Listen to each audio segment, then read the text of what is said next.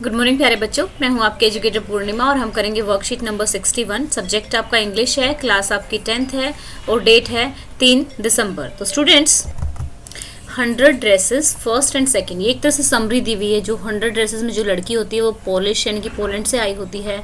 When पेट्रोनोस्की जो America में आई होती है। तो जब वो स्कूल में जाती है तो उसका जो ड्रेसिंग सेंस होता है वो थोड़ा डिफरेंट होता है दूसरे लोगों से, और जो उसका सरनेम होता है वो भी काफ़ी अलग होता है। तो बच्चे उसका काफ़ी मजाक बनाते हैं।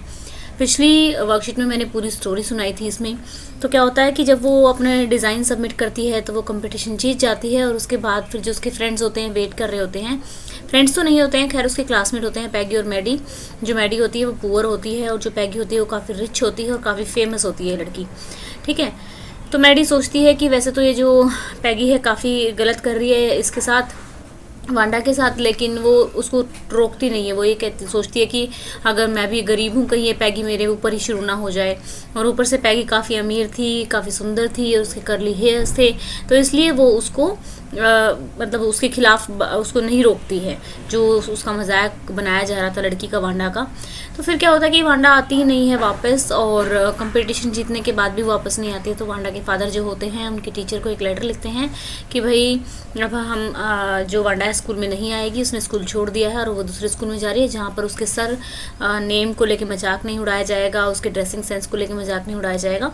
तो इस तरीके से जो होता है स्टोरी की जो थीम थी mainly racism and discrimination is prevent in society, इस चीज़ को शो कर रही थी।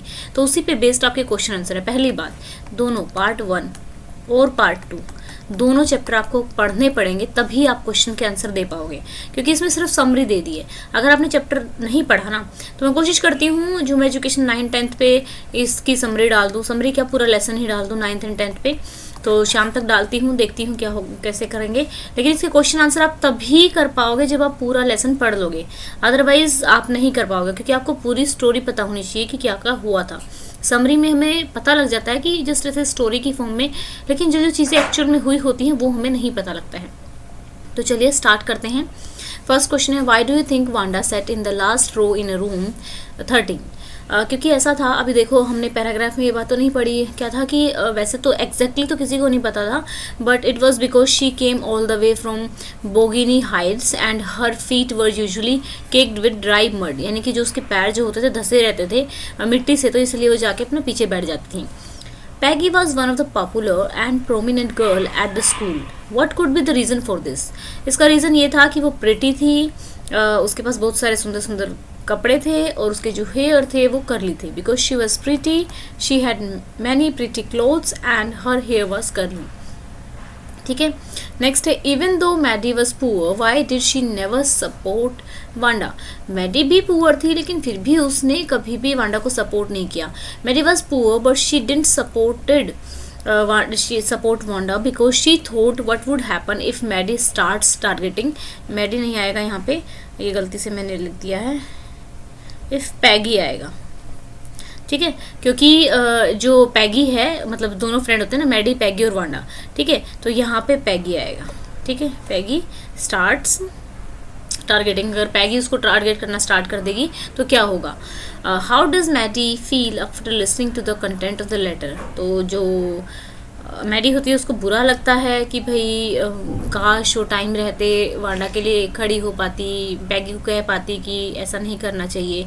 After listening to the content of letter by Wanda father, Maddie felt sad and she felt regret that she didn't stand up for stopping wrong, कि वो खड़ी नहीं हो पाई जो गलत हो रहा था उसको रोकने के लिए।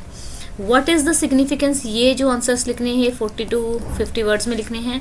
ऊपर वाले पहले 4 थे, ये आपको 20 to 30 वर्ड्स में लिखने थे। ठीक है, तो थोड़ा वर्ड्स का ध्यान रखेंगे आप लोग जब लिखेंगे। The title The 100 Dresses apt and justified because the entire story revolves around a poor girl Wanda who is mocked by her classmates to एक minute for her poor dress, and she gave her reply in the form of beautifully drawn 100 dresses. These drawing not only win the contest but also win the hearts of Wanda teachers and classmates. Peggy and Maddie, who was instrumental in making fun of Wanda, end up the feeling sorry and having a guilty conscience. ठीक है, why is Peggy's friendship important for Wanda? Peggy's friendship is important to Maddie as Peggy. तो यहाँ पे ना Wanda की जगह, वैसे आपके क्वेश्चन में ऐसा है आया है डीओ से, लेकिन यहाँ पे मैडी आएगा, ठीक है। क्यों? क्योंकि वांडा तो उनकी फ्रेंड थी ही नहीं और वांडा के लिए इम्पोर्टेंट भी नहीं थे वो लोग, ठीक है। Peggy's friendship is important to Maddie as Peggy is liked by everyone in the class. She believed that Peggy would never do anything wrong. It is evident from this line she was Peggy's best friend and Peggy was best liked girl in the school. तो ये लाइनें आप छोड़ सकते हो, ठीक है, इतना। नेक्स्ट क्वेश्चन है, बट 40 to 45 वर्ड्स में लिखना है तो इतना लिखना पड़ेगा। Why do you think Wanda's family move to a different city? Do you think life there was going to be any different? तो Wanda family move to different city because her father felt hurt when the children teased Wanda. He had an opinion that जो बड़ी cities होती हैं उसमें अलग अलग cast के लोग और डिफरेंट डिफरेंट कल्चर के लोग रहते हैं, तो वहाँ पे रहना थोड़ा आसान होगा। He had an opinion that bigger city have cosmopolitan population and they are attuned to seeing people from different cultures and races and have a better sense of cultural sensibility. Next question है, why do you think Wanda gave Maddie and Peggy the drawing of the dresses? Why are they surprised? Wanda requested Mr. Mason to give 2 of her drawing to Maddie and Peggy. Perhaps this way she wanted to show both of them that she was forgiven and forgotten their behavior. They both were surprised because they always made fun of her dresses and insulted her, but she had gifted them with those beautiful designs. तो next थोड़े बड़े question लिखने हैं, 100 to 120 words में लिखने हैं। Maddie's silence was a bad as Peggy teasing. वो कहते हैं कि जब मैडी चुप रही, उसने गलत के खिलाफ आवाज़ नहीं उठाई, वो उतना ही बुरा था जितना कि पैगी उसको चिढ़ा रही थी। कमेंट करना है। Keep in mind how discrimination spreads and affect people. तो देखिए, yes Maddie thought that her silence was as bad as Peggy teasing because it's often said that turning a blind eye to a crime is worse than committing a crime. वो कहते हैं कि हम अगर अपनी आंखें बंद कर लेते हैं कि क्राइम हो रहा है उस पर और उसके खिलाफ आवाज़ नहीं उठाते तो उससे भी ज़्यादा बुरा होता है क्राइम को करने से।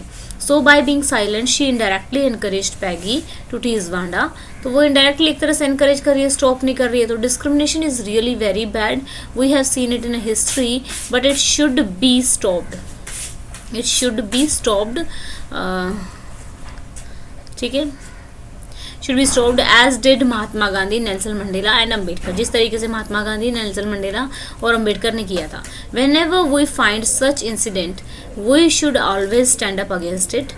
We should have to make people understand a person can't decide in which caste he will be born. तो देखो, लोग तो खुद नहीं डिसाइड कर सकते ना कि हम कौन सी कास्ट में बोर्न होंगे, तो अपने आप ही जिस कास्ट में परमात्मा, वो कास्ट जो है बनाई भी किसके द्वारा हुई है? कास्ट जो है वो ह्यूमंस द्वारा बनाई गई है सोसाइटी के लिए आसानी से वर्कआउट करने के लिए। ओनली गॉड कैन, मतलब जो डिसाइड कर सकते हैं वो भगवान कर सकते हैं। We never have to discriminate against others, we should give equal importance to others. ठीक है, तो ये आ गया हमारा। नेक्स्ट क्वेश्चन है आपका, The story of 100 dresses present characters which depict different aspects of human behavior in different settings such as teasing, playing in class activity. Choose an incident or incident from the story. Write dialogue based on your understanding. ठीक है, dialogue लिखना है जो, तो चलिए, Peggy, Maddie, let's have some fun. Peggy बोलते हैं कि चल कुछ मजे करते हैं। Maddie, how? Let's know more about Wanda. तो पैगी कहती है कि चल उसके बारे में, वांडा के बारे में कुछ जानते हैं। तो मैडी कहती है do you like her? ठीक है, Peggy, no I just want to have a fun. तो वो कहती है कि नहीं, जस्ट मेरे को थोड़े से ऐसे ही मज़े लेने हैं। Maddie, it's not good to think in that way. तो मैडी कहती है कि इस बारे में इस तरीके से नहीं सोचना चाहिए। मैं Peggy, okay you just watch, I will manage rest. ठीक है, तो कहती है कि तुम देखती रहो, मैं अपने आप सारा सब कुछ हैंडल कर लूँगी। तो मैडी कहती है okay. Peggy, Wanda, how many dresses you have? तो वांडा कहती है 100। Peggy, really, what are this like? तो वो कहते हैं कि ऑल सिल्क। वांडा कहती है no, silk as well as velvet. ठीक है, तो इस तरीके से हमने, क्योंकि उन्होंने डायलॉग बोला था तो डायलॉग की फॉर्म में ही हमें लिखना पड़ेगा। ठीक है, तो डायलॉग संवाद जैसे हिंदी में आप लोगों ने पढ़ा है, तो सेम वैसे ही डायलॉग जो होता है इंग्लिश में होता है। आई होप आपको अच्छे से समझ में आ गया होगा और कोई डाउट नहीं होगा। और देखो, बिना चैप्टर पढ़े आप लोग क्वेश्चन आंसर नहीं कर पाएंगे, तो एक बार प्लीज़ चैप्टर को पूरा पढ़ लेना, line by line Nisha ma'am करा ही रहे हैं आपके। ठीक है, तो वहाँ से आप लोग इसको कर लेंगे। तो स्टूडेंट्स, आज की वीडियो का लाइक का टारगेट रखते हैं 2000 और जल्दी से चैनल को सब्सक्राइब कीजिए, वीडियोज़ को शेयर कीजिए ताकि हम जल्दी से हो जाएं 100 के। Thank you, have a nice day, may God bless you.